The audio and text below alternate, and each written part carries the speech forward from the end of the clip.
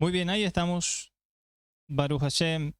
Shabbat Shalom para todos nuestros amigos y hermanos que luego van a estar sintonizando la transmisión de Casa de Muná desde aquí, desde la preciosa ciudad de Rosario, como con unos 40 grados de calor. 50 de sensación térmica. ¡Fua! ¡Qué exagerado! Pero sí que hay mucho calor, ¿no?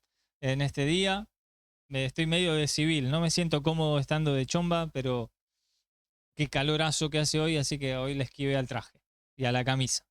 Estamos en la semana en la cual estamos en Shabbat, como decíamos recién, Shabbat Pará, Shabbat de la famosa vaca roja, y también iniciando la Parashat. ¿Cómo se llama la Parashat del día de hoy?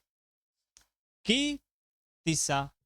Ki Tisa, la Parashat que se encuentra en el libro de Éxodo, en su capítulo 30 y verso 11. A partir de ahí, así que vamos a abrir nuestras Biblias ahí. Salimos o pasamos ya a la festividad de Purim. La verdad, en Rosario, con los hermanos, hemos pasado muy bien. Damos gracias al Creador que pudimos un año más conmemorar aquel gran milagro que nuestro Dios una vez más hizo de preservar el pueblo que era poseedor de la semilla, poseedor de la herencia que es Yeshua HaMashiach, la herencia que venía para nosotros, o aquel que nos iba a dar herencia, el heredero, el Ben a Elohim. Así que estamos agradecidos con el Rey. Llegamos ahí. Vamos a leer algunos textos para ponernos en contexto. Recuerden que les compartí, de hecho, la porción del año pasado, justamente para que este breve comentario que yo voy a hacer para entrar en contexto, si vio la del año pasado es que, sí, esto ya lo dijo, es que sí, pero es que el público se renueva. Atentamente, Mirta. Lo dijo ella, no lo dije yo, así que vamos a dar gracias a nuestro Dios y vamos a leer un poquito ahí la porción del día de hoy, capítulo 30 del segundo libro de la Biblia, llamado en español Éxodo y en hebreo Shmot, los nombres de. Habló también Adonai a Moisés diciendo: cuando tomes el número de los hijos de Israel conforme a la cuenta de ellos, cada uno dará a Adonai el rescate de su persona cuando los cuentes, para que no haya en ellos mortandad. Cuando los hayas contado, esto dará a todo aquel que sea contado medio ciclo conforme al ciclo del santuario. El ciclo es de 20 gerás. La mitad de un ciclo será la ofrenda para Adonai. Todo el que sea contado de 20 años arriba dará la ofrenda para Hashem. Ni el rico aumentará, ni el pobre disminuirá del medio shekel, cuando dieren la ofrenda para Adonai para hacer expiación por vuestras personas. Y tomarás de los hijos de Israel el dinero de las expiaciones, y lo darás para el servicio del tabernáculo de reunión, y será por, ¿qué es memorial? Por recordatorio a los hijos de Israel delante de Hashem para hacer expiación por vuestras personas. Leemos hasta allí. Amén. Dándole gracias al Rey por ser su pueblo, aquel a quien Él le brindó su Torá, y que su hermoso espíritu de santidad que habita en cada uno de nosotros, dentro nuestro, pueda hablarnos en el día de hoy, que Él sabe que lo necesitamos. ¿Cuántos sabemos que lo necesitamos? Si hemos venido a escuchar la voz de papá es porque sabe nuestro interior, nuestro ser, que tenemos necesidad de Él. Lo único que puede cambiar el rumbo de la vida de una persona es una palabra de papá. No hay otra forma, no hay otra manera, no hay libro de autoayuda, no hay mérito propio. Ahora los del PRO se van a enojar. Vieron que, bueno, a mí me gusta la política, además del fútbol. La gente habla de meritocracia, la palabra meritocracia. Si usted se levanta y va a trabajar, es que va a tener dinero y entonces ese mérito es suyo. Bueno, los K o los de Frente de Todos no están de acuerdo con eso, sino ellos dicen, el Estado es quien genera trabajo. Si el Estado no genera trabajo, es que usted no se va a poder levantar para ir a trabajar, entonces no es mérito propio, es a causa de las acciones de un Estado. Y nosotros, que somos creyentes, ¿qué tendríamos que decir? Todo lo que nosotros recibimos, Señor, de tu mano lo recibimos. Es que si tú no nos das vida, no nos das salud, no nos das fuerza, no nos das sabiduría, nuestro cuerpo no está enfermo para ir a hacer ese trabajo, que no hay nada. No hay Estado que nos ayude, no hay mérito propio alguno tampoco, entonces nosotros no dependemos de eso, dependemos de nuestro Dios. ¿Ok? Aquí el mérito está demasiado sobreexaltado en esta porción de la Torá. Conforme a la traducción. La escritura dice, por ejemplo, quiero que vea por qué yo estoy diciendo esto. Verso 15. Cuando dieren la ofrenda para Adonai para hacer expiación por vuestras personas. Y cuando va terminando el verso 16 dice, para hacer expiación por vuestras personas. Si yo llevaba el dinero, el medio shekel, es que Dios iba a hacer expiación por mi persona, es decir, me iba a perdonar. ¿Así funciona esto?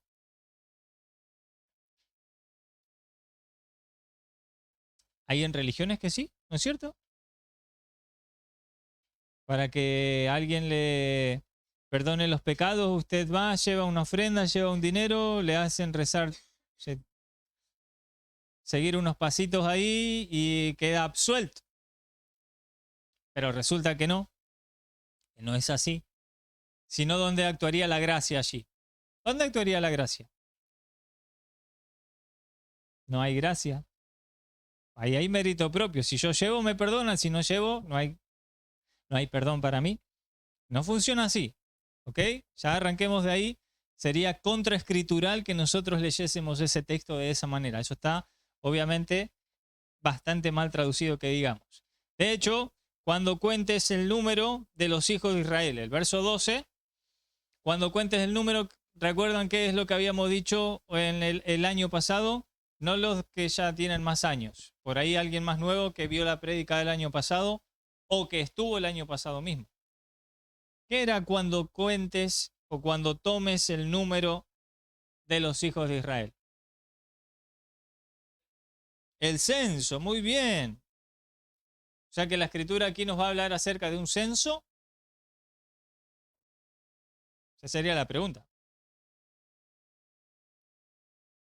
Pareciera que sí, porque ahí dice, cuando los cuentes. Tienen que ser de 20 años para arriba. Cuando te traigan la moneda, los contás. Pareciera que está diciendo eso, ¿no es cierto? Pero resulta que hemos visto que la palabra kitizá, así como figura allí, kitizá, no es cuando los cuentes, sino es porque levantarás la cabeza de los hijos de Israel. ¿Y qué era levantar la cabeza? No es otra cosa que el signo o la marca que tiene un hijo de Israel de saber que ha sido perdonado por su Dios. Levantar la cabeza es a causa de que el pecado provoca la vergüenza para con nuestro Dios, y cuando uno tiene vergüenza nos podemos mirar a los ojos.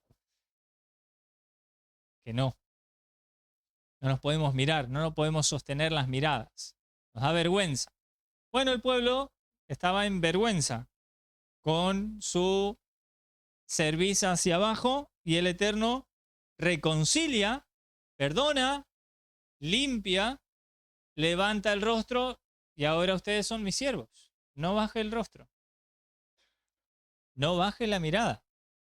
No sienta esa vergüenza a causa del pecado, porque de hecho podríamos nosotros limpiarnos nuestros pecados. ¿No? No hay hombre que pueda justificarse ni a sí mismo ni a su hermano, dice el Salmo, por ejemplo. Nosotros no nos podríamos justificar. Por lo tanto, el texto hay que interpretarlo. No es cuando tomes la cuenta, es porque levantarás el rostro de los hijos. De hecho, está en futuro. Diga conmigo, está en futuro. Ni siquiera eso que está escrito ahí pasó ahí. No pasó ahí. Iba a pasar. Futuro. En un tiempo futuro. ¿Quién era el único que podía levantarnos el rostro? Perdonar nuestros pecados, limpiarnos, absolvernos. Nuestro Señor Yeshua HaMashiach, quien se entregó por nuestras vidas y quitó y borró el pecado y lo sacó de en medio. 34, capítulo 34. Hoy voy a predicar un ratito solo de eso. Así que aquí no hay ningún censo, mis hermanos. Aquí lo que la Escritura nos va a hablar es acerca de que nuestro Dios ha levantado el rostro de los hijos de Israel, ha quitado la vergüenza. Antes de predicar del capítulo 34, termina aquí, en esta sección,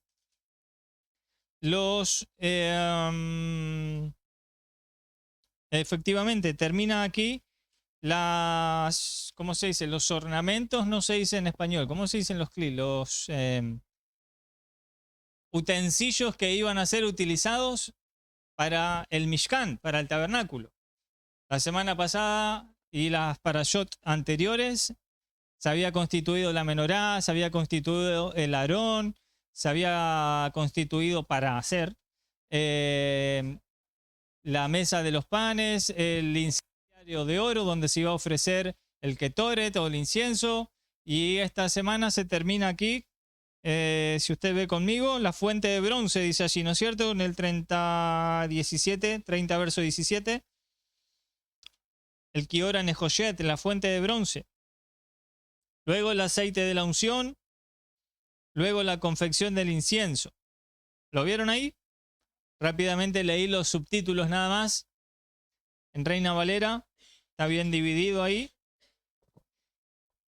Era impresionante la confección del aceite de la unción y los requerimientos acerca de eso. Y viene el llamamiento de ¿quién? De los que iban a construir todo esto. Diga conmigo, Dios es organizado.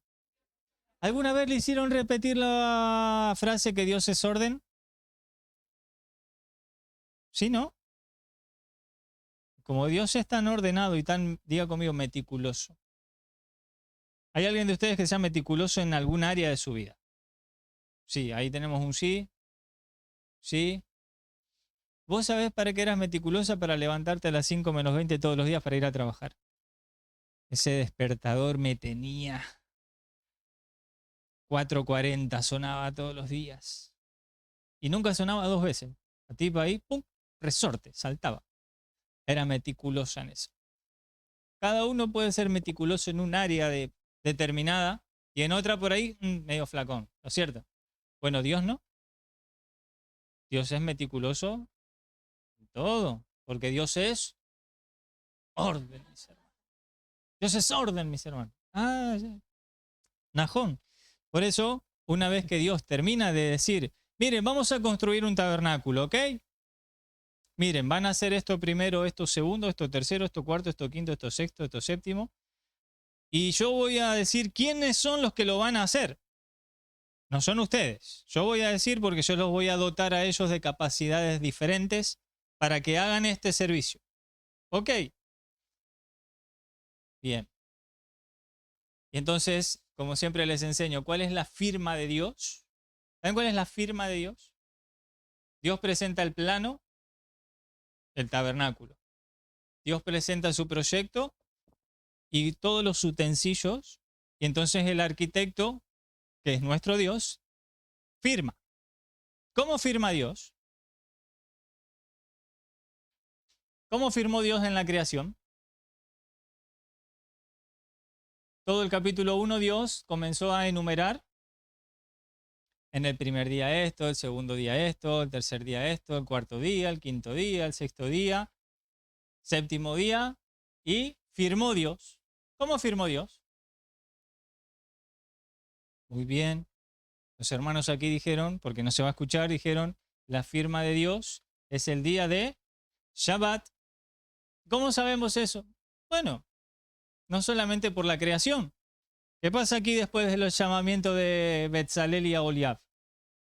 ¿Ok? Que van a ser los que van a poner manos a la obra en el tabernáculo. Dios termina de diseñar el tabernáculo, todos sus utensilios, ¿quiénes lo van a hacer? Ya no hay nada para seguir organizando, entonces Dios tiene que firmar el plano. ¿Cómo firmó Dios? Capítulo 31, verso 12. Firmó Dios con el día de Shabbat. Ni siquiera ustedes van a seguir haciendo la obra que yo les encomiendo, no la van a hacer en el día de Shabbat. Esa es mi firma. Ese es el día en el cual vamos a tener un descanso, usted va a tener un descanso físico de su obra rutinaria, cotidiana, y va a tener un encuentro conmigo. ¿Quién es el que nos da descanso a nosotros? Nuestro Dios es el que nos da descanso. Vendrán a mí, tendrán descanso. ¿Ok? Y esa es la firma de Dios, mis hermanos, para que cuando alguien le diga a usted que Dios es orden, usted dígale amén y recuérdele cómo es el orden de Dios. Dios dice lo que va a hacer, Dios firma y después empieza a hacer la obra. Dios dice lo que va a hacer y Dios firma, quiere decir Shabbat. Shabbat. Esa es la firma de Dios. Y luego de la firma de Dios, diga conmigo, viene el pueblo. ¿Hay alguien que sea pueblo de Israel aquí? Luego viene el pueblo, claro. Es como la mayoría de los que estamos aquí somos padres, ¿verdad? Es lindo tener hijos, ¿verdad? Es muy lindo. Pero luego viene también la otra parte. ¿Cuál es la otra parte? La crianza, la convivencia, los chicos crecen. La otra vez nos reíamos con mi esposa ya hace un tiempo atrás y le digo, Mora cumplió, o va a cumplir, falta así, poquitín, va a cumplir 9 años. Va a cumplir 9 años. Y nosotros conocemos a Morita, obviamente, en este sentido como padres, pero a medida que ella va avanzando, conocemos etapas nuevas de Morita, que no las conocíamos, porque no estaban. Ya es Mora, para empezar, y luego tenemos estas cuestiones, como usted, por ejemplo, cuando tiene un hijo que salta de lo infantil a lo adolescente. Se va encontrando con cositas nuevas. Y no tenemos nosotros un manual que de anticipado nos diga cómo solucionar o cómo resolver ciertos conflictos. No lo tenemos, lamentablemente. Pero bueno, ¿siguen siendo nuestros hijos o no? Obvio, y nos vamos ahí adaptando y guiándolos y ayudándolos a esta vida que es dura, que es cruel y es mucha. Resulta que nuestro Dios, quien es nuestro Padre, tiene hijos, tiene un pueblo, y resulta que estos hijos y este pueblo, diga conmigo, bastante rebelde. Esto para que usted se acuerde, primero que usted es parte de estos rebeldes que están aquí. Segundo, que usted se acuerde, cuando su hijo lo hace renegar, es que usted se acuerde que nosotros tenemos un Dios, es decir, un Padre a quien también hacemos renegar. A veces yo le decía a hermanos que venían a pedirme un consejo pastoral, pastor, ¿cómo resuelvo esta situación? Y charlábamos y le digo, hermano, ¿alguna vez usted fue adolescente? Porque vienen las quejas, no, porque mi hijo, esto, papá, ta. ¿Que usted nunca fue adolescente? Entonces los hermanitos ya por lo menos seguían con las quejas, pero cambiaban el tono, ¿cierto? Ya no era el tono tan quejoso contra los hijos, sino decía, sí, y escuchaba este comentario a veces también. Pobre mis papás, las que les hice pasar. Ah. Entonces yo lo que le hacía era renovarle la fuerza a los hermanos para que sigan soportando a sus hijos cuando ya los querían ahorcar. Tipo, ¿quién era? Homero, que lo agarraba a Bart. Homero. Claro, venían así los hermanos, ya venían de última con las quejas. Los hermanos, mire, está haciendo cosas de chicos, normales, no venían con cosas normales de chicos. ¿Usted también pasó por esa etapa? La etapa del noviazgo, en la que se enamoraba, se iba y no volvía. Papá y mamá no sabían dónde estaba, o le decía, voy a la esquina, y resulta que si papá salía en la esquina, usted no estaba en la esquina. Tal vez estaba en la otra, pero en la esquina no estaba. Y esas cositas así, y entonces vienen los hermanos, no, pastor, que mi hijo. Si la hemos hecho todo. No estoy diciendo que está bien, estoy diciendo, tengamos más paciencia. pongámonos a la par también, a escucharlos, a entenderlos, porque los tenemos que entender. En cambio, aquí tenemos este pueblo, a partir del 31:18, capítulo 32, que es el que siempre les voy a decir, que a mí me provoca muchísimo dolor leerlo. Lo digo siempre, lo reconozco, es una debilidad. Pero no es que yo soy un negador, como hay gente que es negadora. No me gustan a mí los negadores. La Escritura dice que aquel que oculta sus pecados, más bien debemos confesar nuestros pecados porque tenemos un Dios quien es fiel y es justo para perdonarnos y para muchas gracias, limpiarnos de toda maldad. ¿Sí o no? Entonces no hay que ser un negador. Tenemos parte del pueblo que es negadora de pecados. Pareciera que nunca se equivocaron. No fuimos nosotros los que hicimos ese becerro, fueron los egipcios que salieron con nosotros. Ahí dice el pueblo. No fue Aarón, a Aarón lo obligaron. Primero que usted no estuvo ahí, primero. Y segundo, que ahí dice, y Aarón hizo el becerro. Pero nada, confesemos el error. No miremos que esto pasó solamente hace casi 4000 años atrás, sino que miremosnos también hoy nosotros ahora, para que no sigamos siendo esos negadores de este tiempo. El pueblo erró, y no solamente erró esta vez, ojalá hubiera sido solo esta vez. ¿Por qué fuimos exiliados a Babilonia 70 años? Porque éramos súper buenos. ¿Por qué fuimos exiliados a Siria y el pueblo se esparció hacia todo lugar? Porque éramos buenos. No. ¿Bueno hay uno? Amén. Solo uno es bueno. Dios es bueno. Los demás la peleamos. Y aquí viene el pecado del becerro de oro. A pesar de la arquitectura de Dios, del plano de Dios, de la firma de Dios, el pueblo igual se torció. ¿Ok? El pueblo igual se torció diciendo que Moisés no bajaba, que ya habían pasado los 40 días. Ay, es que le faltaban unos minutos, no importa cuánto faltaba. No tenían por qué hacerlo, lo hicieron, erramos, nos equivocamos y por eso acudimos a los atributos de misericordia de nuestro Dios, pidiéndole perdón y pidiendo que nos absuelva de los errores que cometemos, ¿verdad? Eso figura ya en el capítulo 34. No vamos a detenernos ahí porque eso lo leemos en Yom Kippurim. ¿Sí? En el Día de las Reconciliaciones leemos el 34 donde dice, ¿cómo dice el subtítulo de Reina Valera en el 34? ¿Todas iguales? ¿Hay alguna Biblia que diga otra cosa? Las dos tablas de piedra, dice NBI. Las nuevas. ¿Tienen algo de nuevas las tablas?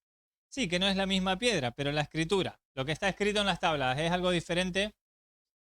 Vieron que hay gente que dice, no, porque nosotros estamos en el nuevo pacto. Bueno, la pregunta es, ¿el nuevo pacto es diferente? ¿Las tablas son diferentes a las primeras?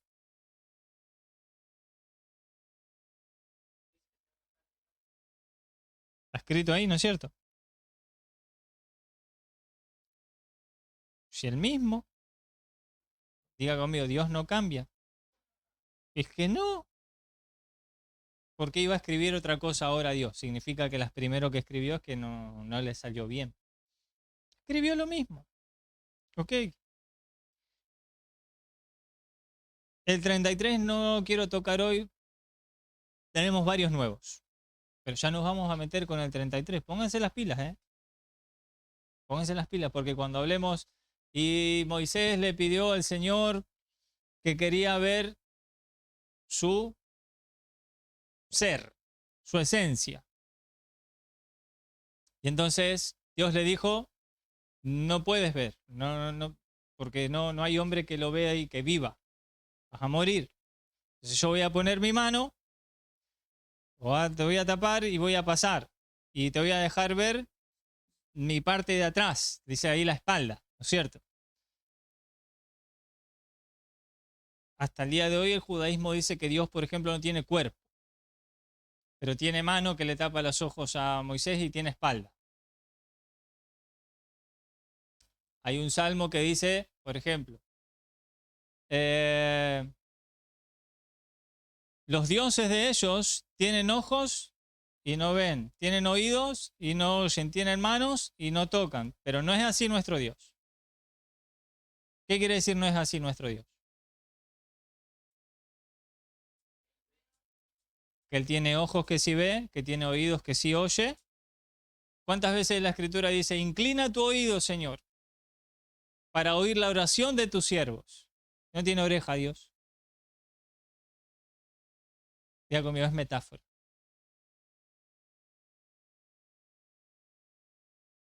Hay que ver, ¿eh? Hay que ver porque la halajá judía hasta el día de hoy es conforme a un hombre que se llama Rambam, que vivió como en el 1200 por ahí, yo no mal recuerdo, 1200, 1100 al 1300, ahí, en ese, ahí. Pero los anteriores a él no pensaban como él. Muchos no tenían problema en decir que Dios tenía cuerpo.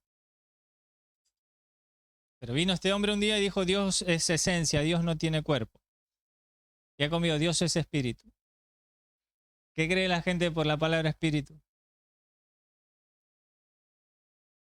Por eso es que yo cada vez que leo la palabra espíritu trato de ponerle una palabra ahí y no leer espíritu, porque la gente piensa esto, que es algo etéreo, que no tiene forma, no tiene cuerpo, no tiene gollete, ¿cómo se dice? Que no, eso no es espíritu. Espíritu dijimos que era poder, que era fuerza, que era pensamientos. ¿Qué más era poder? ¿Qué más era espíritu? ¿Algún adjetivo más o sinónimo de esa palabra? El ánimo que Dios pone en nosotros. Él pone en nosotros un ánimo para hacer las cosas. Es lo que puso en Betzalel. Dice, le dio espíritu de sabiduría. ¿Qué es espíritu de sabiduría? ¿Qué quiere decir Dios cuando dice, por ejemplo, mis pensamientos no son sus pensamientos? Ustedes no piensan como yo. Yo tengo que intervenir para que ustedes logren captar lo que yo estoy diciendo, para que piensen como yo. Entonces viene Corintios, el apóstol Pablo, y dice, ahora ustedes tienen la mente de Cristo. Ah, podemos pensar como Él. Claro, porque su poder actúa poderosamente en nosotros. No dije su espíritu, dije su poder. Entonces, que Dios sea espíritu no quiere decir que Dios no tenga forma, no tenga cuerpo, no sea etéreo. ¿Ok? Pero como dije, necesitamos así como un medio párrafo de una introducción, para que vayamos cuadrando una idea de la cual con la ayuda del creador más adelante la vamos a desarrollar, ¿sí? 34:11, ahí vamos. Hablando de los negadores, el pastor nunca quiere leer el capítulo 32, ¿eh? Ay, Señor, perdóname. Me da cosa leer ese capítulo. Está cansado Matu. Mucha escuela. 34:11, ¿llegamos? Leemos hasta el final, es decir, hasta el 17. ¿Bien? Dice advertencia contra la idolatría de Canaán, ¿sí? ¿Puede ser? Ok, ahí vamos. Ahí vamos. Voy a abrir aquí, abro aquí. Bien,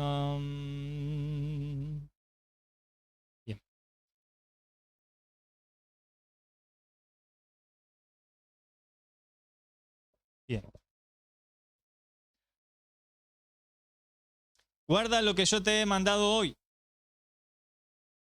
He aquí que yo he hecho de delante de tu presencia al amorreo, al cananeo, al eteo, al fereceo, al heveo y al jebuseo. Guárdate de hacer alianza con los moradores de la tierra donde has de entrar, para que no sean tropezadero en medio de ti. Derribaréis sus altares y quebraréis sus estatuas y cortaréis sus imágenes de acera, porque no te has de inclinar a ningún otro Dios, pues Adonai, cuyo nombre es celoso, Dios celoso es.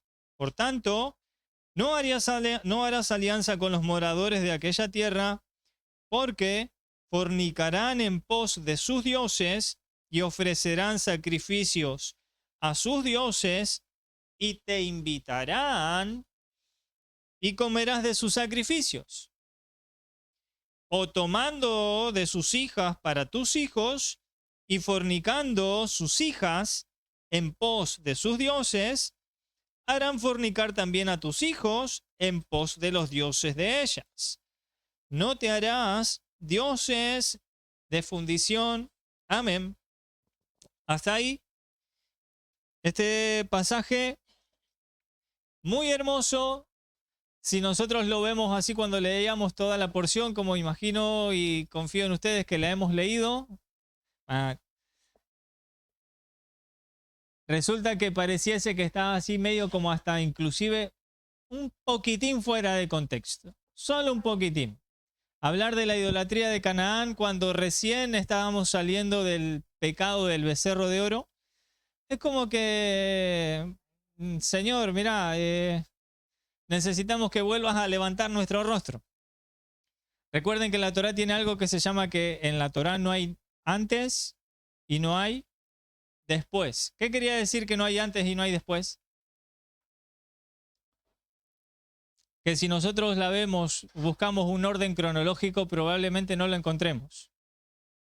Yo le puedo decir que después de haber alguno que no le tenga miedo a la edad.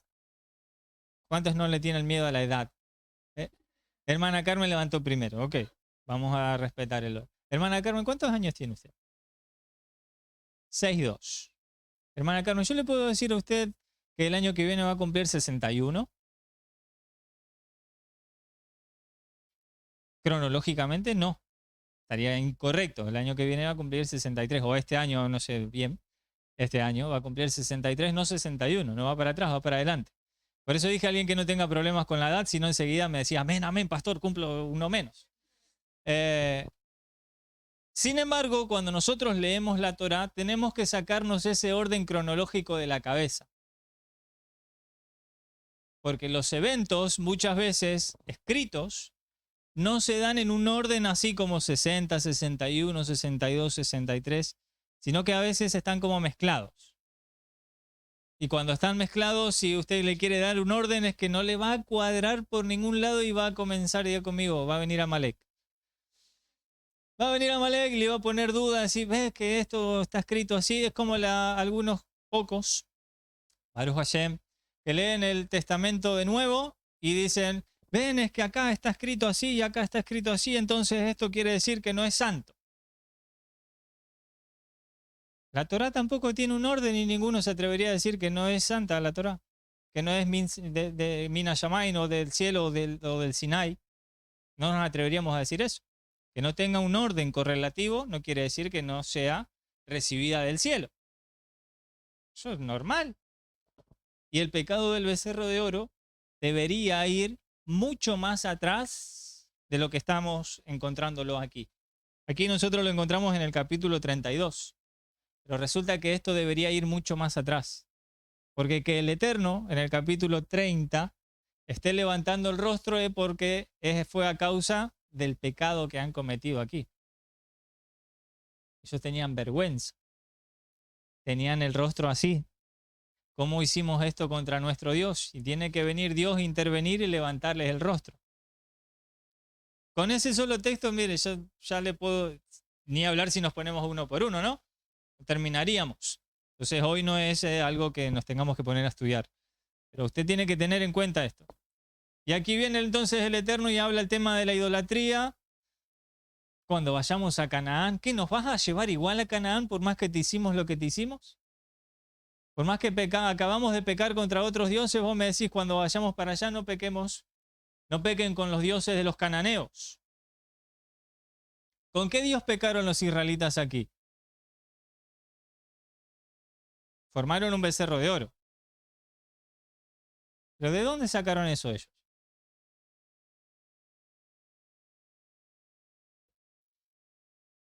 Ezequiel capítulo 20, libro del profeta Ezequiel, en su capítulo número 20,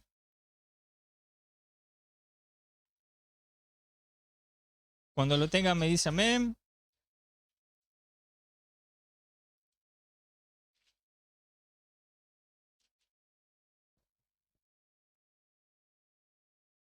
Versículo 8.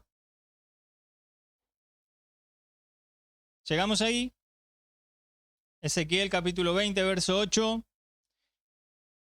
Dice la escritura, mas ellos se rebelaron contra mí y no quisieron obedecerme. No echó de sí cada uno las abominaciones de delante de sus ojos, ni dejaron los ídolos de Egipto, y dije que derramaría mi ira sobre ellos para cumplir mi enojo en ellos en medio de la tierra de Egipto. Con todo, a causa de mi nombre, para que no se infamase ante los ojos de las naciones, en medio de las cuales estaban, en cuyos ojos fui conocido, actué para sacarlos de la tierra de Egipto. O sea que los israelitas antes de salir de Egipto estaban inmiscuidos en idolatría. Lo está diciendo, no Rodrigo Peralta, lo está diciendo el profeta Ezequiel. Los israelitas en Egipto estaban metidos con los dioses de los egipcios. Los israelitas no me voy a adelantar. Porque... Entonces, como los israelitas venían con las ideas torcidas de Egipto, por más que el Eterno los estaba sacando, ya los había sacado de allí y los estaba trasladando en el desierto, la idea todavía no se había... ¿Qué pasa, digámoslo así? Mire, como el apóstol Pablo. El espíritu de la mente de los israelitas todavía no se había renovado. Todavía traían la mente retorcida de lo que habían aprendido allá. ¿Quién les había enseñado allá? Los egipcios. ¿Qué representaba Egipto para nosotros? Muy bien, las ideas que el sistema va imponiendo. Y cuando el sistema te va imponiendo ideas, nos damos cuenta que los israelitas no se la pudieron sacar rápidamente. El otro día conversaba con un amigo, ojalá que vea el video. Estábamos charlando un poco y hablábamos acerca de que su esposa es maestra de primaria. Entonces nos contaban que en la educación primaria a las profesoras se les va enseñando ciertas prácticas para que los niños en la escuela, cuando están muy alborotados, puedan tener un poco de calma, ¿cierto? Para que los niños se calmen. Porque si están así alborotados es que yo no puedo enseñar ni ellos van a aprender. Entonces primero hay que bajarle un poco los humos a los niños. Y esto ya se los enseñan desde jardín. Con este nuevo sistema, ¿no es cierto? No viene de antes.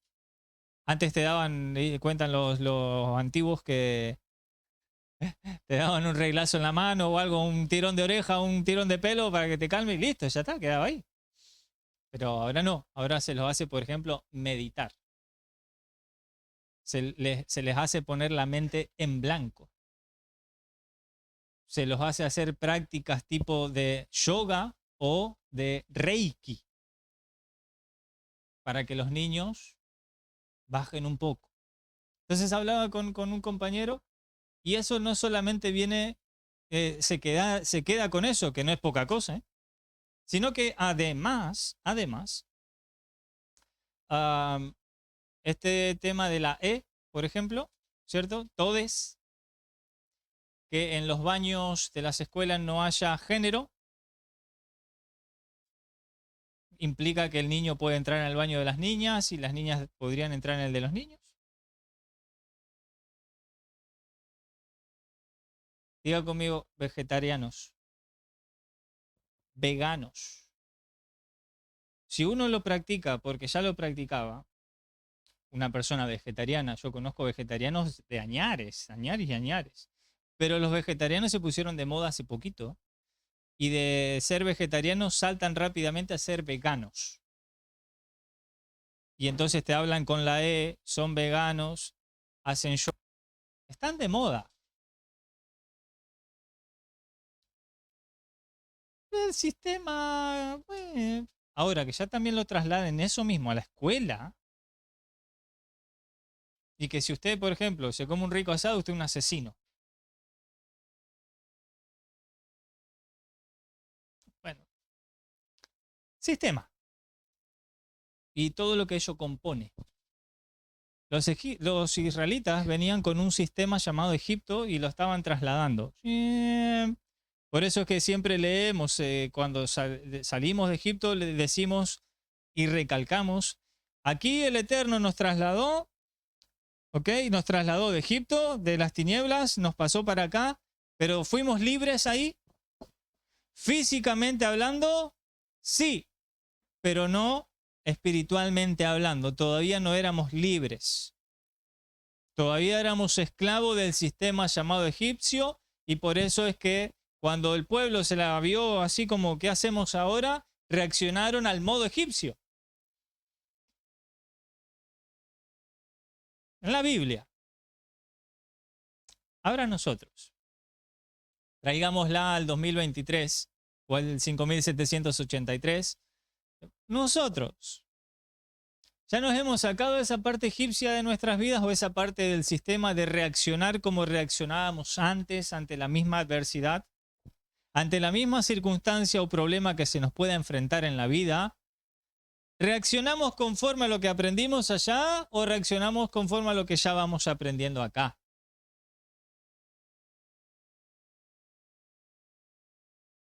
Silencio estampa. Me gustan los silencios de casa de Muná, porque la labor del pastor es que podamos analizarnos. Me parece que le estoy pifiando, que todavía estoy teniendo comportamientos en esta área de mi vida conforme a lo que aprendí en Egipto, allá. Enseguida cuando tengo un problema, por ejemplo, económico. ¿Alguien tiene problemas económicos? Cuando tengo un problema económico, entonces lo primero que hago es salir corriendo a sacarme un préstamo. Eso es un comportamiento egipcio. Nos vamos a ir a endeudar con el sistema. Y el sistema lo que hace, ¿qué hizo Faraón en aquel tiempo con los israelitas cuando lo vio que crecían? Le impuso, ¿qué cosa? Lo primero que le impuso fue comisarios de tributos. Ahora van a tener que tributar más para el sistema. Es decir, van a tener que trabajar más porque ahora me tienen que pagar. Y entonces lo sojuzgaba de esa manera. Eso es un comportamiento egipcio que nosotros podemos tener hoy en día. Lo primero que hacemos cuando tenemos un problema o un ajuste económico es salir corriendo a buscar un préstamo. No. Eso debería ser lo último de lo último en el peor de los casos. No lo primero. Ahí demostramos un comportamiento que traemos arraigado de allá. Entonces hay que eliminarlo de nuestras vidas. No podemos reaccionar como ellos reaccionan. A la primera que, no sé, tal vez uno cuando va manejando un auto, se te cruza otro delante. ¡Hijo de mil! No. Eso es un comportamiento egipcio. Eso se hacía antes. Ahora no. Ahora le digo hijo de mil, hijo del diablo a lo sumo. Pero no hijo de mil.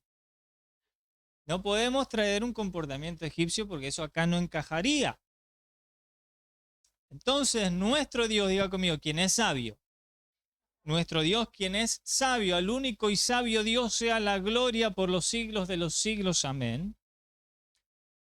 Dios, quien es sabio, dice, bueno, allá tuvimos este problemón, ¿no es cierto? Yo hoy les estoy levantando el rostro de nuevo. Yo me imagino que el tono no habrá sido un tono ameno.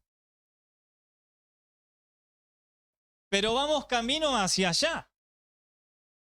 Y allá también nos vamos a encontrar con otras prácticas que tienen otros pueblos. Allá los egipcios, allá los cananeos. Ya se les pegó las mañas de los egipcios, quien yo se las estoy sacando hoy. Pero como vamos de camino, no vaya a ser cosa que cuando lleguemos a Canaán, encima a ustedes se les peguen las mañas de aquellos. Y también, así como me imagino que el tono del Eterno no habrá sido un tono ameno, me imagino que la cara de los israelitas habrá sido como, ya entendí que metimos la pata. ¿Cuál es el único animal que tropieza dos veces con la misma piedra? El único animal, ¿no es cierto? Entonces Dios está como es su Torah. Su Torah siempre va a ser para nosotros preventiva. Preventiva. Nos va a avisar antes. ¿Para qué fueron escritas estas cosas? Para nuestra enseñanza fueron escritas. Nos va previendo ante las circunstancias de la vida que nos van a ir pasando. ¿Se acuerdan que esto no es un camino de rosas, así, de pétalos de rosa? A lo sumo será la rosa entera, con espina y todo. No de pétalos. Sí, esos caminitos que se hacía el 14 de febrero, ¿no es cierto? Que quedaban. No, no, no. Este a lo sumo es el con tallo y todo. Cuando vayan para allá, va a haber otros problemas que se van a suscitar. Ellos tienen otras maneras también de hacerte caer. Los egipcios eran más idólatras en cuanto al paganismo, esto, de levantarle estatua a cualquier cosa. Los cananeos tenían otras formas también, tenían sus estatuas, tenían sus maneras, pero vamos a leer y vamos a ponerle un poquitito de énfasis al verso 13 que hemos leído recién, ahí en el 34:13. Vamos a ponerle un poquito de lupa, eso, no me salía. Un poquito de lupa, vamos a hacerle zoom al verso 13. Cuando todos los tengan, me dice amén y lo leemos. ¿Sí? Ahí me vuelvo yo. Derribaréis sus altares. Léamelo usted, a ver.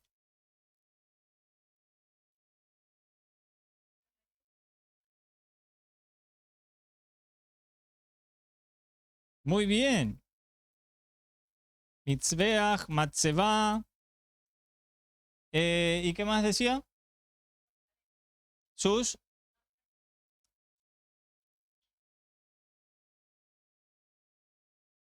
Figuran estas tres palabras. Ahí dice, en vez de plural, lo puse en singular. Acá dice altar. El altar, Matzeva es como el.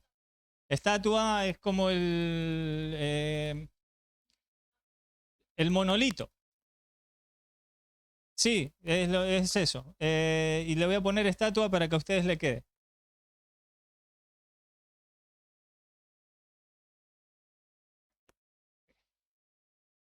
Y Ashera, el árbol. El árbol. 3 puntos de contacto que había allá, en Canaán, que tal vez algunos israelitas podían llegar a conocerlo, pero tal vez la mayoría no los conocía. Entonces Dios está previéndole al pueblo. Miren, lo que pasó en Egipcio es que ustedes ya saben lo que pasó. Llegamos hasta acá. Te levanto el rostro, te quito la vergüenza, te vuelvo a poner en el camino. ¿Ok? Bueno, cuando se encuentren allá, miren, los cananeos se manejan de esta manera. ¿Se acuerdan cuando el apóstol Pablo dice que nosotros no desconocemos las maquinaciones de Satanás? ¿Ok? Esto es exactamente lo mismo, ese texto aplica aquí, porque el Eterno le va previendo al pueblo las maquinaciones de Satanás en Canaán. La va mostrando. Miren, en Canaán, cuando ustedes vean un altar, es que lo van a tumbar. ¿El pueblo de Israel tenía altares?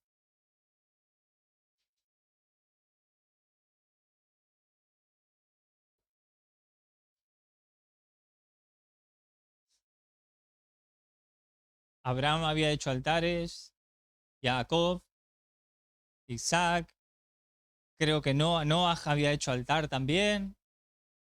Era algo conocido para el pueblo.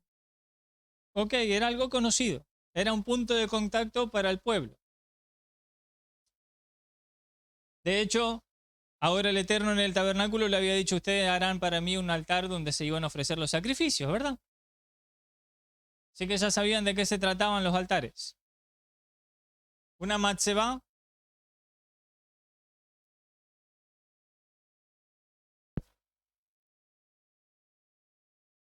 Moisés había hecho una matzeba. Moisés había hecho un monolito, había levantado en un momento determinado. Ahora no me acuerdo el texto, pero yo se lo busco y se lo comparto en el grupo. Pero aparece en hebreo la palabra matzeba, que es esta. Y después de esto no la vemos más. De hecho, Moisés dice, cuando vayan para allá no van a ser así. Pero en ese momento él la había hecho. La matzeba. O sea que también conocía el pueblo de Israel lo que era una matzeba. Me sale decir monolito porque no me sale otra palabra parecida. A ver si puse alguna aquí. Es que no termina siendo estatua. Levantalo y cortalo ahí, por favor. Debe ser Rodríguez Larreta que me hace una encuesta. Que sepa Rodríguez Larreta que no lo voy a votar. Y menos en Shabbat. Y el tercer punto, Ashera, que era un árbol. Ok, era un árbol que era un punto. ¿Saben dónde? Siempre les cuento, dónde hace. Y ustedes me han mencionado otros también. En Corrientes, allá en Mercedes, hay una especie de ídolo que le dicen Gauchito Gil. Y ese tiene un punto de contacto donde la gente le lleva sus ofrendas. ¿Saben dónde es? Un árbol. Aparte del coso ese que le hicieron, pero el punto de contacto en realidad es el árbol. ¿Dónde dejan las ofrendas, qué sé yo, los umbanda? El otro día les conté a los hermanos varones, creo que les dije, fuimos a la plaza, esta semana no, hace 15 días atrás con mi hijo hacía taekwondo. Y no había nadie, llegamos re temprano, de hecho ellos decían, papá, ¿será que acá es verdad que el profe dijo acá? Sí, le digo, hijo, acá, me dijo, pero no había nadie, no había nadie. Espiritualmente hablando, una pesadez. Y no había nadie. Yo miraba, miraba. Y estaban mis hijos sentaditos ahí, le pegamos una vueltita así, tic, tic. Un árbol que había, la porquería esa con pororó. Trabajo en banda, abajo de un árbol, punto de contacto. Entonces, al ladito de ese árbol había un banco. En ese banco, adivinen qué pasaba. No en los otros bancos de la plaza, en ese banco. ¿Saben lo que pasaba? Se juntaban los chicos a drogarse ahí. Los chicos que venían a fumar marihuana no se sentaban en otro lado, se sentaban ahí. ¿Ustedes creen que los chicos que se drogaban sabían que eso estaba ahí? Ni enterados. Ellos venían a fumar, a pasarla bien en su momento. Pero el punto de contacto, espiritualmente hablando, estaba ahí. Fuimos los chicos, se pusieron ahí, donde hay un portador de luz que puede estar las tinieblas. ¿No? Yo siempre les digo, yo con esas cosas me enojo, no me puedo quedar tranquilo. A orar, mi amigo. No quedó nadie. Ah, pastor, que... No, no, si no soy yo. El Espíritu del Señor actúa poderosamente en nosotros. Que no me tienen miedo a mí, es que le tienen miedo a lo que nosotros poseemos dentro de nosotros. Pero yo sí me creo eso que Él dice de nosotros, siempre se los digo. La gente no. Tiene miedo a eso o no reacciona ante las adversidades. Yo sí. No me puedo quedar quieto. Un día le digo a un pastor, pastor, ¿cómo puede ser que a 2 casas de su iglesia está semejante bicharraco ahí? ¿Sí? Había un altar al gaucho Gil. Pero ¿cómo puede ser que eso esté ahí? ¿Cómo puede ser? Debería darnos vergüenza. Porque yo no me voy de ahí adentro hasta que suceda algo, hasta que de alguna manera alguien saque eso de ahí. No me voy. En la oración, en reprender las tinieblas. No me puedo quedar quieto ante esas cosas. Es lo mismo que si yo tengo viviendo una bruja al lado de mi casa y no pasa nada. Es que no. ¿Cómo no pasa nada? Tiene que pasar. Nosotros fuimos levantados para eso. Fuimos un día a la Florida y venían como 200 banda con el tamborcito, pi, pi, pi, pi, pi, pi, un viernes a la noche, ¿te acordás? Venían con su carnaval carioca y venían con sus ofrendas para tirarla al río. ¿Cómo me voy a quedar quieto yo ahí? No me puedo quedar quieto. A orar, mi amigo. Ahí está mi esposa y tenemos varios testigos más. Aparte no éramos los únicos que estábamos orando ahí. Que no pudieron hacer su sacrificio. No pudieron hacer que el agua se lleve su sacrificio. No pudieron. Se tuvieron que volver con su sacrificio en la mano. No somos nosotros. No esto como hoy, ¿cuál era la parte complementaria que había que leer? ¿Alguien se acuerda? En el Evangelio. ¿Cuál era la parte complementaria que había que leer hoy? Muy bien. Primera de Corintios, ¿cuánto? Segunda de Corintios capítulo 3, verso 1 al 18. Los ministros competentes del pacto de nuevo. Segunda de Corintios 3, ahí nos figura la escritura y dice que la competencia nuestra no proviene de nosotros. Nosotros no nos capacitamos a nosotros mismos, el quien nos capacita a nosotros es Dios. Nosotros somos portadores de su capacidad. ¿Cómo yo puedo jactarme o gloriarme que el que actuó fui yo? No fui yo, fue Él en mí. Pero no me puedo quedar quieto ante las tinieblas. No podemos. No puedo. No podemos. No podemos. Y el Eterno le dice, miren, allá trabajan de esta manera. Y les dio el mapa espiritual de cómo se trabajaba en Canaán las fuerzas del mal. Ya conmigo, un altar.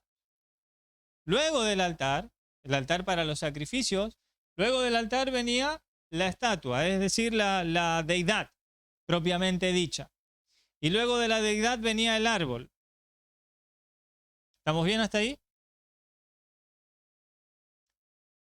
El árbol, para que usted sepa, no es solamente un árbol físicamente hablando, sino un árbol, ya lo he dicho varias veces, ya lo enseñé, ya lo recontra saben, que es aquel quien es el portador de la doctrina, o por ejemplo, vamos a decirlo así, de los umbandas no solamente tienen un altar de sacrificios, no solamente tienen su deidad allí, ahora no me acuerdo cómo se llama el morocho, y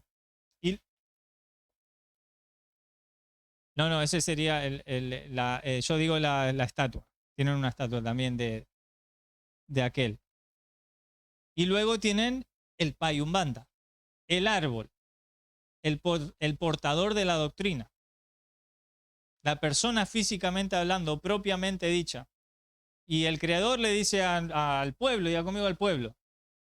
El creador le dice al pueblo, ustedes al altar me lo tumban, lo derriban, a la matzebá la destruyen y al árbol lo cortan. ¿Qué era un árbol? El portador de la doctrina, el que tiene, ¿se acuerdan cuando Amán llamó a sus magos? Que les tiren las piedritas. Eran piedras los que tiró, no eran, en broma a veces lo digo, irónicamente digo, tiraron las cartas. Lo que tiraron a Amán eran piedras, que tenían los meses favorables y los días. Amán tenía su árbol. Los chamanes, ¿qué son? Árboles. Árboles. Portadores de doctrina, de otras. Idólatras, obviamente. Pero nosotros fuimos llamados a cortar esos árboles. No podemos ser pasivos en esto. Y el Eterno le está previendo a su pueblo, miren, allá les va a pasar esto. Ya conmigo en Canaán. Recién íbamos por el desierto y el Eterno ya estaba avisando lo que iba a suceder. Y también nos enseña el Eterno en el capítulo 34.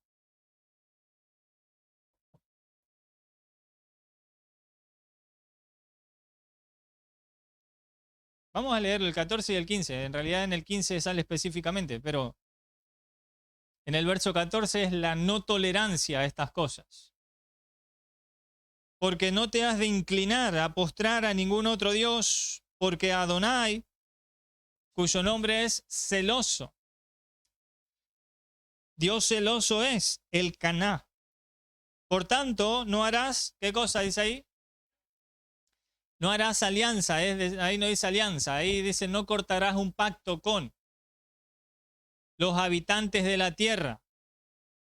No te prostituirás, que es el pecado de, escuche, el pecado de idolatría es como el pecado de fornicación, es lo mismo. Es el mismo nivel y son los únicos dos pecados que figuran en la Escritura que eran de muerte para cualquier persona. La idolatría y la inmoralidad sexual son pecados de muerte. Hasta el apóstol Pablo habla acerca de esto, ¿no es cierto? Yo por esos pecados digo que ni siquiera se ore. No es Pablo, creo que es Juan, perdón. Creo que era Juan. Ni siquiera se ore. Dios sabrá qué hacer, pero no oren por esto. También el apóstol Pablo dice, porque todo pecado es fuera del cuerpo, pero el pecado de inmoralidad sexual es propio cuerpo, contra tu propio cuerpo, y tu cuerpo no es tuyo. Tu cuerpo es templo del Dios viviente. No se juega con eso. Nuestras partes íntimas, como dicen mis hijos, se cuidan en santidad. Se cuidan. No son para cualquiera. Si cortas un pacto con los habitantes de la tierra, así dice el verso 15, y te prostituyes detrás de sus dioses y sacrificas a sus dioses, ellos te llamarán a ti y comerás de sus sacrificios. ¿Dice algo parecido? Sí, ¿no? Te invitarán, te llamarán, cará. Te llamarán ellos y vas a caer como un chorlito, pensando que, bueno, no es nada malo. ¿Alguna vez lo invitaron a comer los de Gauchito Gil? Sin que usted sepa que era una festividad al Gauchito Gil. Un día un compañero de trabajo hace muchos años atrás me dice, mi papá tiene una parrilla. Tal día nos juntamos y comemos un asado. Bueno, resulta que cuando íbamos llegando era un lugar que era todo dedicado al Gauchito Gil y ahí adentro había una parrilla. El lugar es dedicado al Gaucho Gil. Y yo ahí no como. Y no era creyente. No era creyente. Yo ahí no como. No, pero no, no, ahí no como.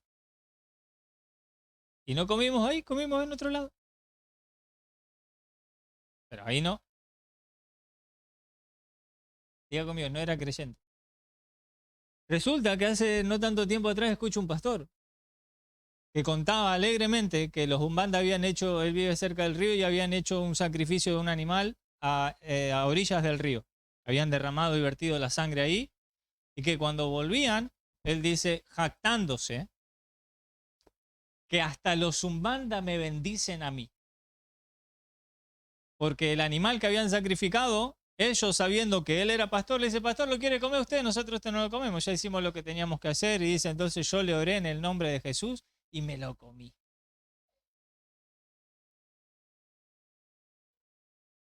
Bueno, pastor es una forma de decir, ¿no es cierto? Fui demasiado generoso. Es una manera de decir.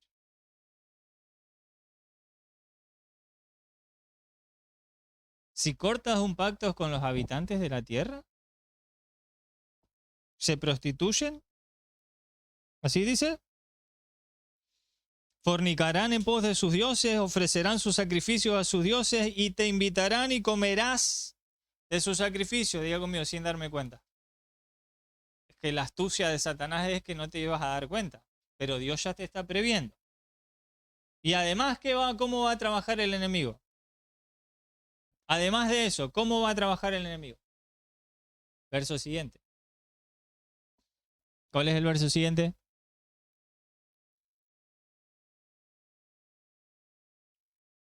El casamiento de las hijas de los cananeos con las hijas de los israelitas, con los hijos de los israelitas.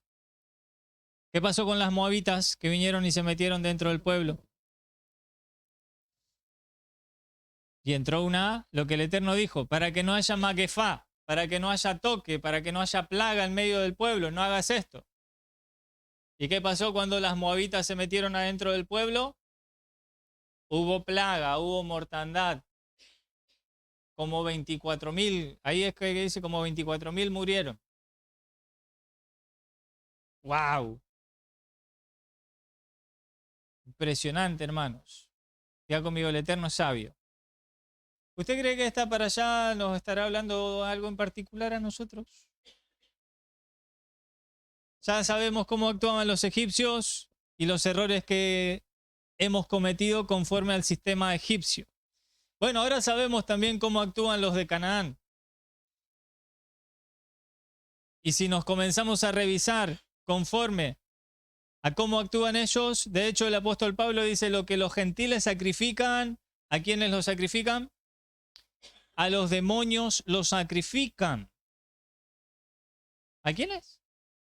Ah, nosotros somos la iglesia gentil. ¡Qué problema! ¿Cómo borramos ese texto entonces?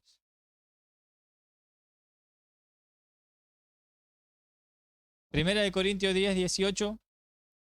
Vamos terminando. Así como hay puntos de contacto, así como el árbol de Ashera, cuando uno no lo corta, cuando uno no lo rompe, cuando uno no lo destruye.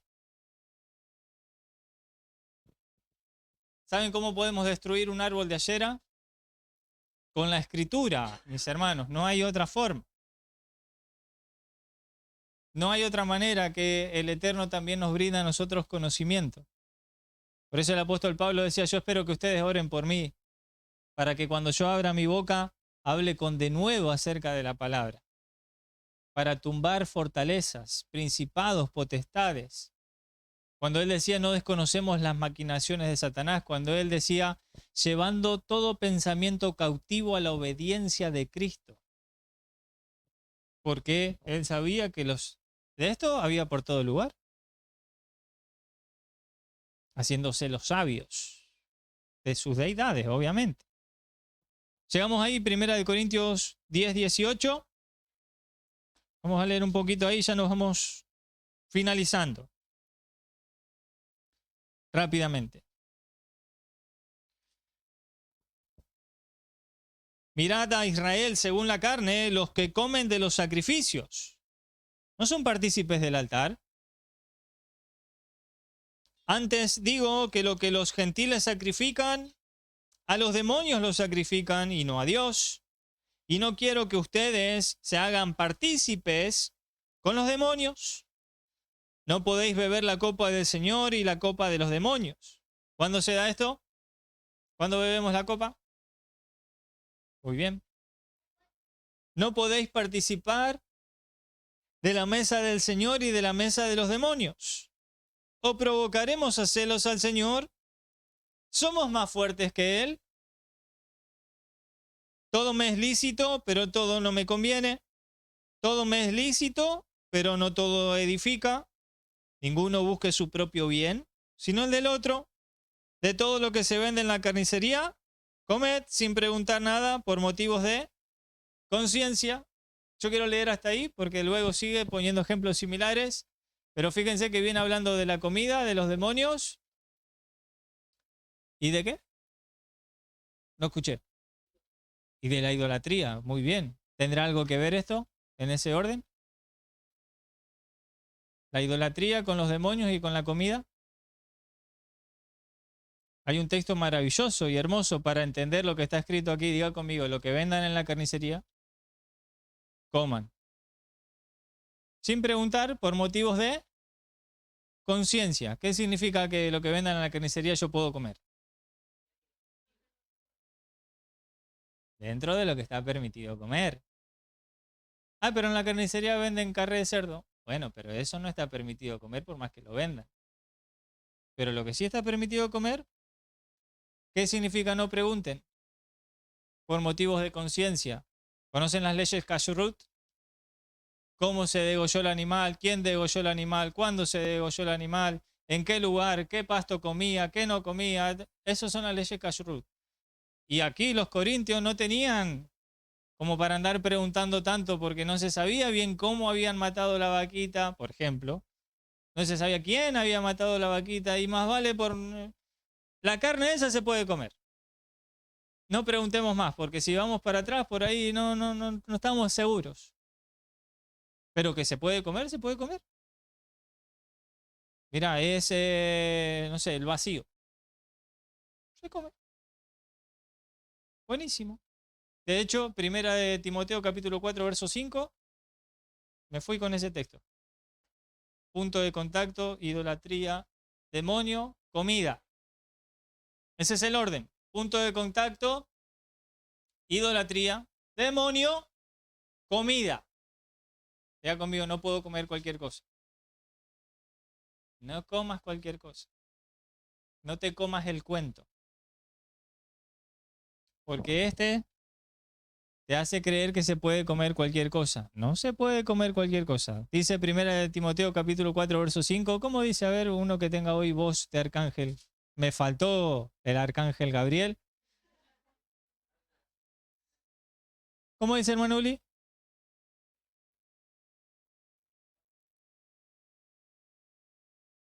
Porque por la palabra de Dios y por la oración es santificado. ¿Qué es por la palabra de Dios? Lo que Dios dijo.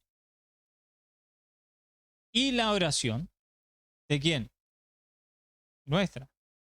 Dios santifica eso. Lo que es permitido, lo que Él ya habló con su boca y dijo, la palabra de Dios dijo esto se puede comer.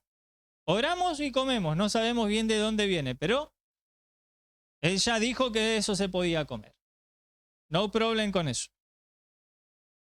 Por eso es que la pregunta que hace el apóstol Pablo en Corintio dice, ¿acaso nosotros somos más fuertes que Él? Como para orar por algo que Él ya dijo, esto no lo coman. Y yo ahora voy a orar y lo voy a bendecir y se va a santificar. ¿Así funciona? ¿Somos más fuertes que Él? Si Él ya dijo que eso no se come. Ah, pero yo oro y lo santifico. ¿Qué? ¿Acaso usted es más fuerte que Dios? Pues Dios ya dijo que no. Y no es no. No es a veces sí, a veces no. Dios no es así. Guarda, cuidado, que los de Canaán te esperan con otras estrategias. Guarda, cuidado, que los de Canaán trabajan de otra manera que los egipcios, pero también tienen sus formas para hacerte caer. Cuidado con los árboles de acera que vienen a contarte, y lo digo en español y no en hebreo, ashera, que también vienen a hacerte caer trayéndote un cuento que alguien les contó. Lo que la palabra de Dios santificó, eso queda así. Pero lo que la palabra de Dios no santificó, eso también queda así, sin santidad. Y eso para nosotros es, diga conmigo, sin provecho. Por eso, para otro día, usted agarra, creo que es Primera de Corintios, capítulo 6, donde habla acerca de qué comunión hay entre Dios o entre Cristo y... ¿Y quién? Dijo alguien ahí la palabra justa que yo quería escuchar. Belial. Bli-yal. Son dos palabras en hebreo que es sin provecho. ¿Qué comunión hay entre Mashiach, nuestro Señor, y eso que no tiene provecho alguno? No es una deidad en sí, sino es aquello que no da provecho para cumplir una mitzvah, sino por el contrario, nos lleva por otro camino. Y hago mío, la dibuja. Yo oro y eso se santifica. Eso es un dibujo, eso no es así. No funciona de esa manera. Miren, hay un orden, digo mío, hay un orden. Dios es orden. Amén. ¿Y las potestades creen que no tienen orden? El judaísmo creía que Satanás estaba dividido. Y viene Mashiach y le dijo, ¿quién le dijo eso a ustedes?